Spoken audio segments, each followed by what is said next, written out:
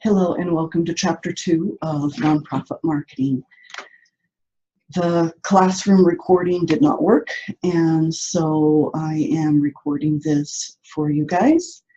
I will share the screen and get right into it. So, Chapter 2 talks about developing a target audience-centered mindset.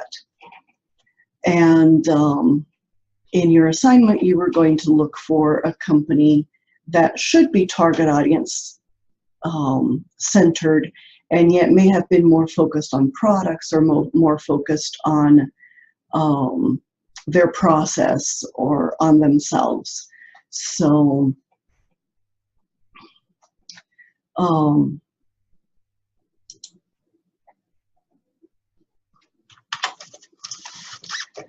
So in that assignment then,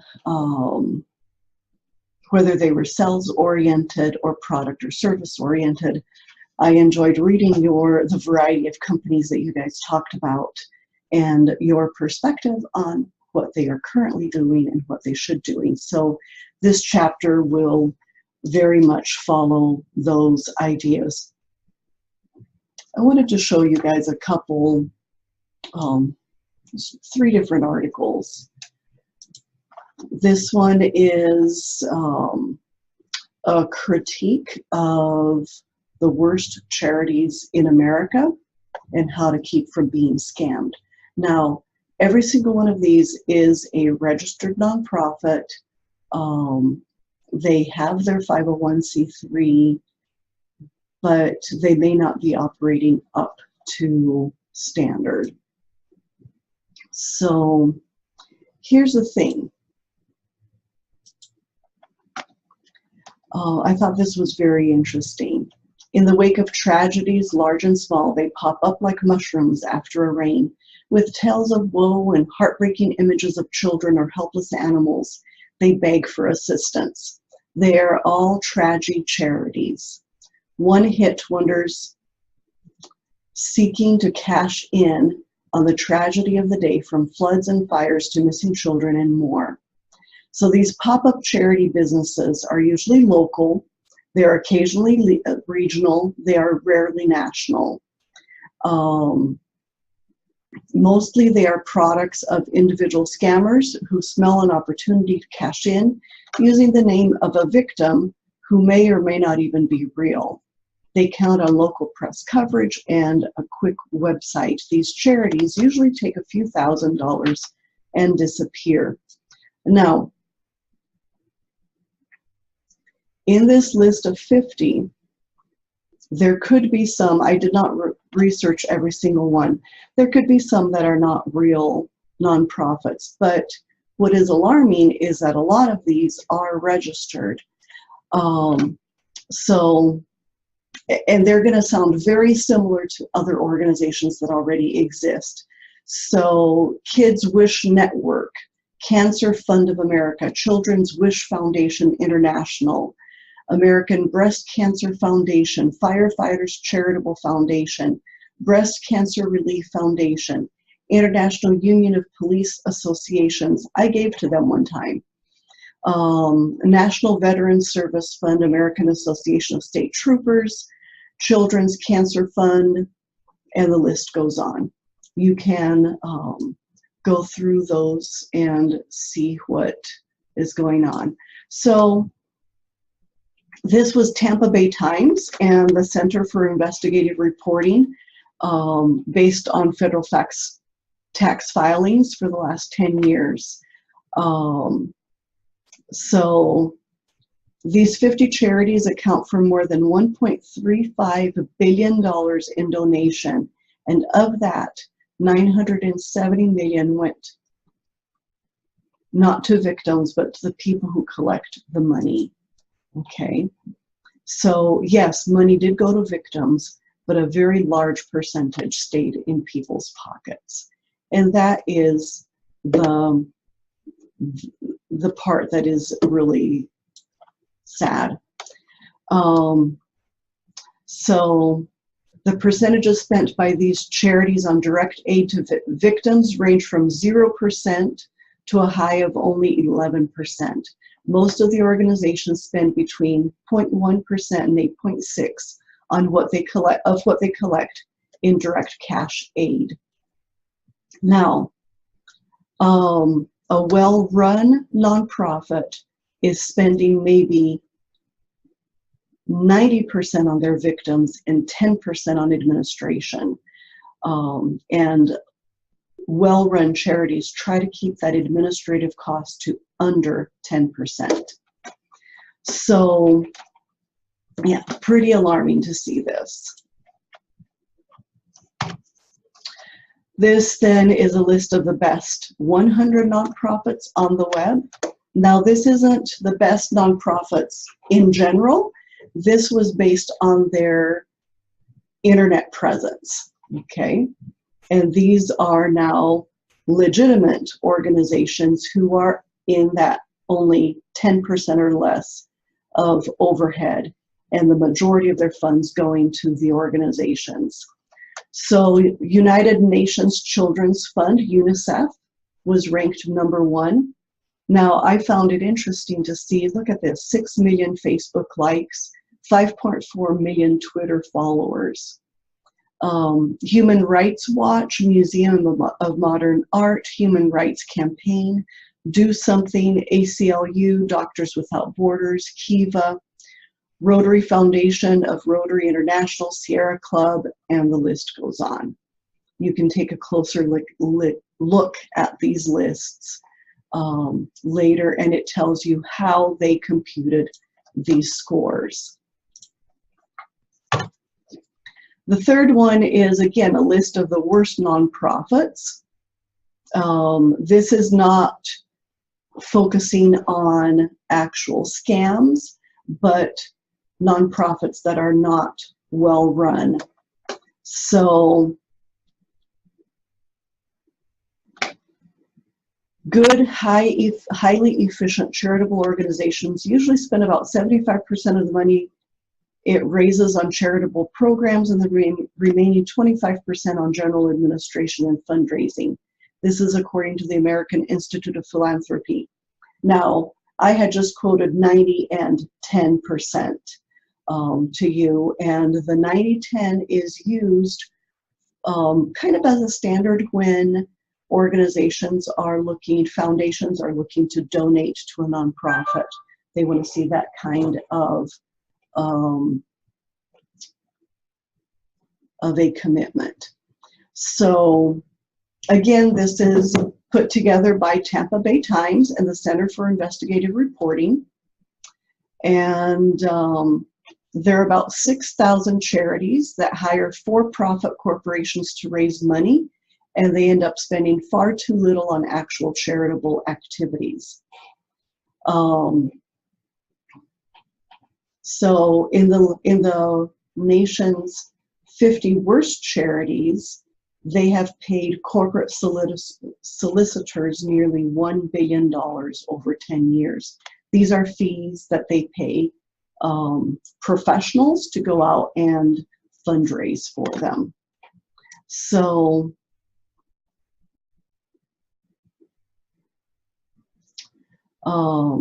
let's see here. The Kids Wish Network, same on that other list, that first list that we looked at, tied for lowest rated on the Times and CIR's list. They paid nearly $110 million to corporate solicitors, another $4.8 million to its founder and its own consulting firms. Only about $3.2 million of the total $127.8 billion raised by the charity has gone to dying children. Now, how they get away with this, I don't know. To me, this is criminal, because look at the percentage. $127.8 billion raised, 3.2 million have gone to the children. The second on the list, with more than 80 million paid to corporate solicitors over 10 years, is Cancer Fund of America.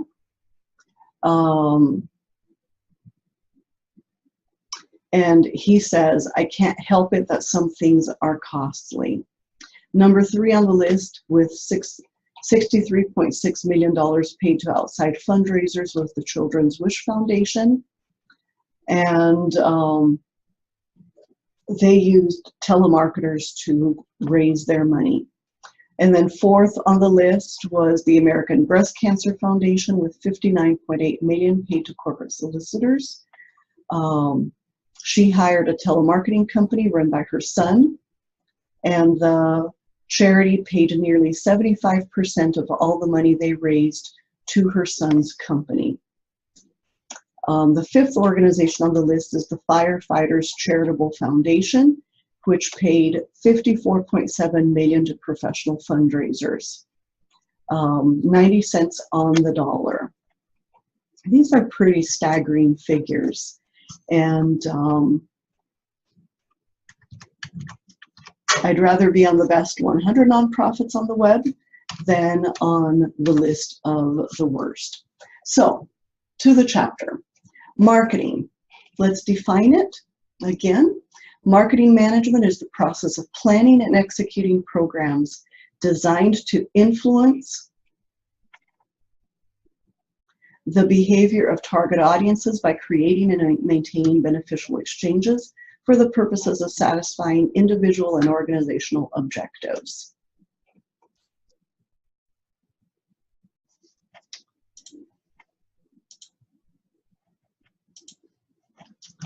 Okay.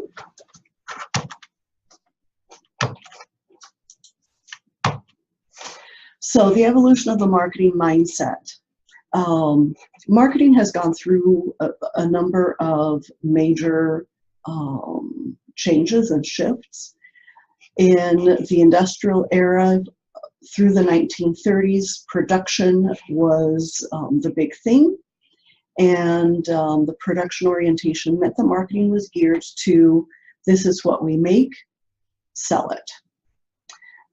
In the 60s, we became more focused on consumers, and this is the target customer, get them to buy. So it was still a very manipulative format where we were trying to convince people that that was the product they wanted. And then we are now, since 2010, in a consumer driver, and the consumers are saying, this is what we believe, this is what we want. Give it to us, or please provide it for us.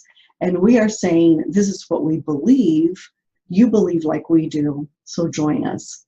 And we see a large rise in organizations that are doing very visible fundraising for the needy or giving back to society in one way or another.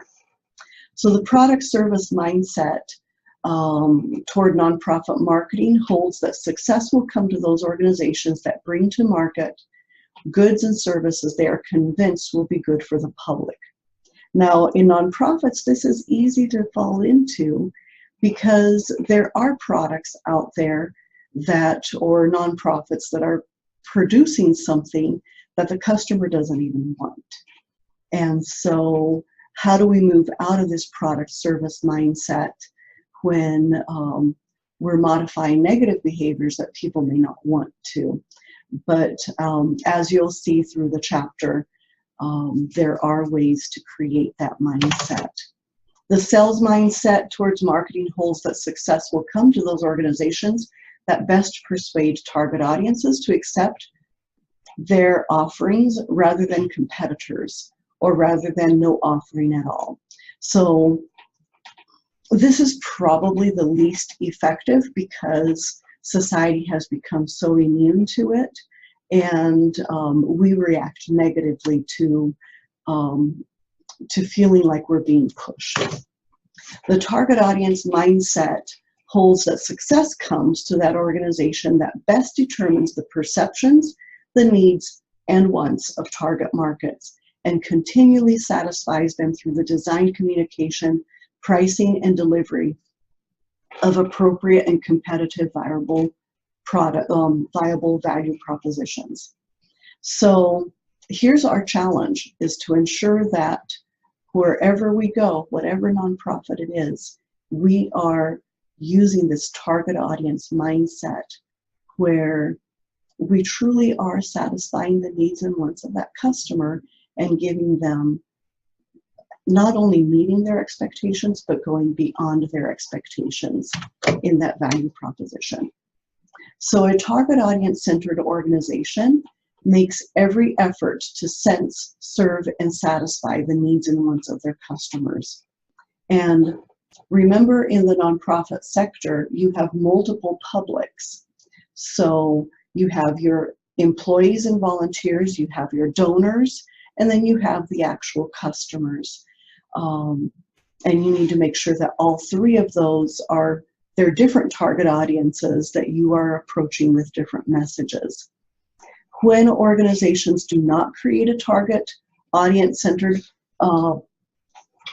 marketing, they blame it on having lack of resources or not having power over their employees. They're focusing on things rather than customer satisfaction. And some organizations simply choose to be unresponsive to needs. So how do we detect an organization-centered orientation? Here are 6 things that will help you pinpoint that organization. The organization's value proposition is seen as inherently desirable. So their offer is very desirable. The lack of organizational success is attributed to target audience ignorance, absence of motivation, or both. A minor role is afforded target audience research. I gotta back up. Did I say this correctly? Detecting an organization-centered. So yes, so this is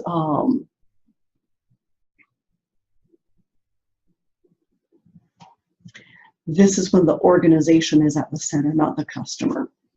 Okay, number 4, marketing is defined primarily as promotion. One best marketing strategy is used for everyone, and generic competition tends to be ignored.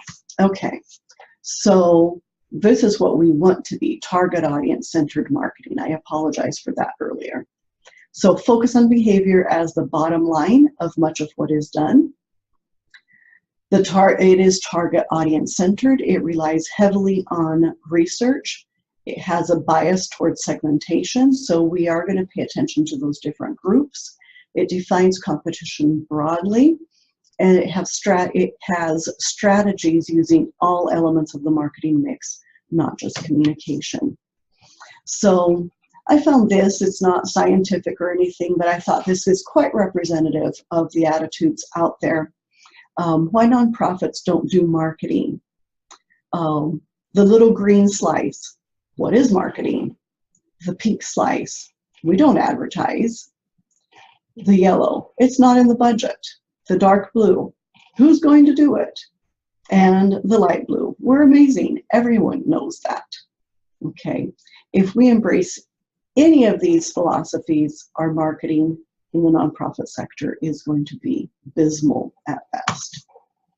So these are some charts out of your book. The average communication team size by overall budget of the nonprofit. So if you can see my mouse here, communication team, full-time employee. So if the budget is $250,000 or less, you tend to have less than one person dedicated staff to marketing or communication. And yet it tends to be almost a third of the staff. So this means you would have 3 people employed and one person would, part of their job would be marketing or communication.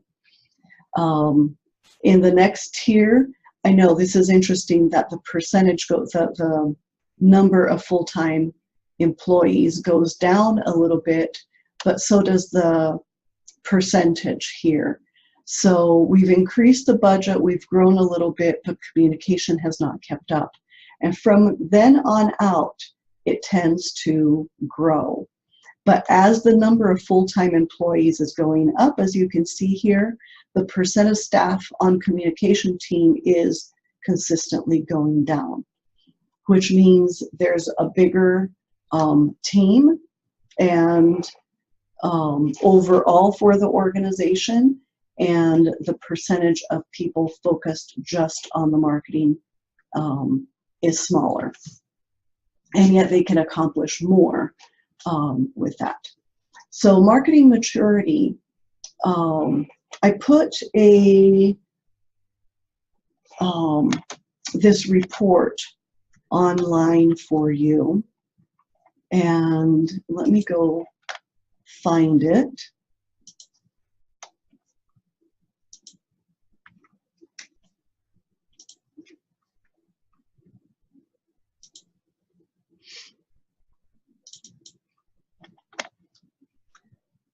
I'll get to the page 27 in a minute, and I'll share the screen again.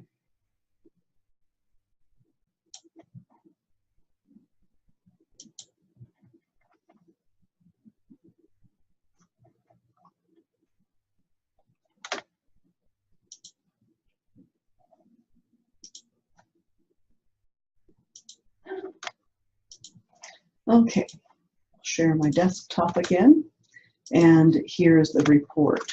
I'll make sure that this is online.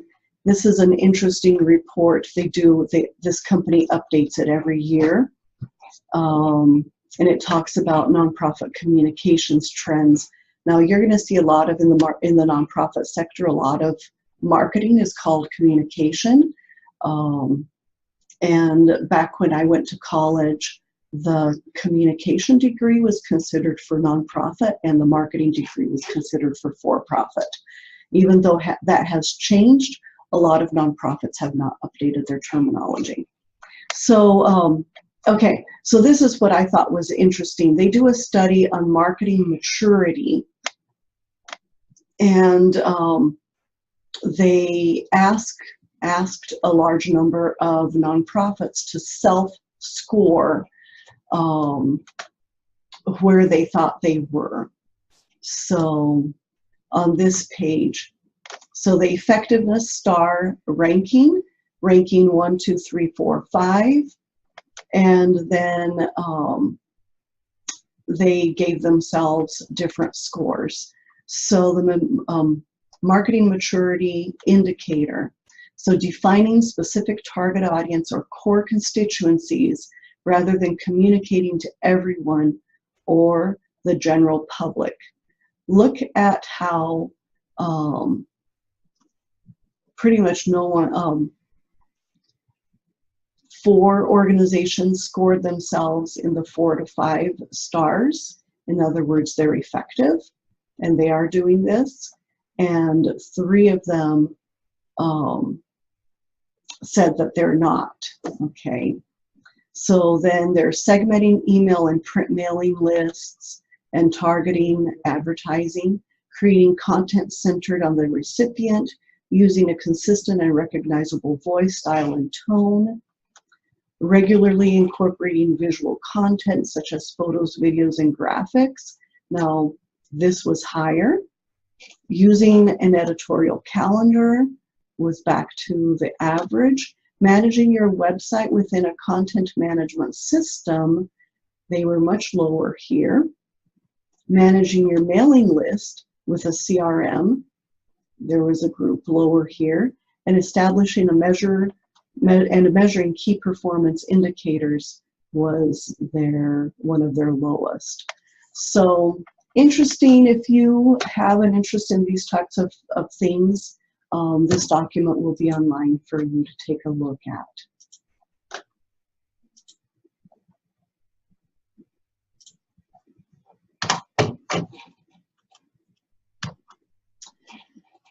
Okay, so this evening we will be talking about Chapter 3, and I hope everything will work fine again. If not, we will continue recording in this way. So I hope you have a good day, and we'll talk to you this evening.